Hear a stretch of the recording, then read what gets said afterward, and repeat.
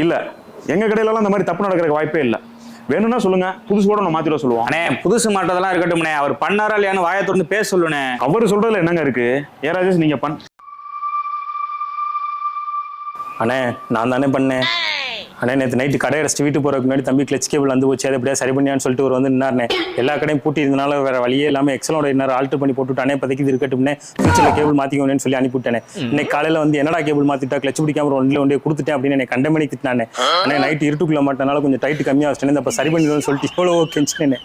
என் பேச்சு எதையுமே கேட்காம ஒரு வாட்டுக்கு சொன்னதே சொல்லிட்டு இருந்தானே. சரி இந்த கேப்பில் இதை எப்படியா சரி பண்ணிடுவோம் அப்படின்னு சொல்லி ஒரு கட்டிங் பேர் எடுத்து அந்த இன்னரை ஓங்கி இழுத்து இனிமேல் லூஸ் ஆகுறா அப்படின்னு சொல்லி இருக்குன்னு இருக்கி இன்னர் அந்தே போச்சுனே. அண்ணே போன மாதம் உங்கள் வண்டி கேபிள் மாற்றினப்போ கூட இப்படி தானே இன்னரை பிடிச்சி இழுத்து அத்துப்பிட்டேனே. அப்புறம் உங்களுக்கு தெரியாமல் கேபிளே மாற்றி விட்டேனே.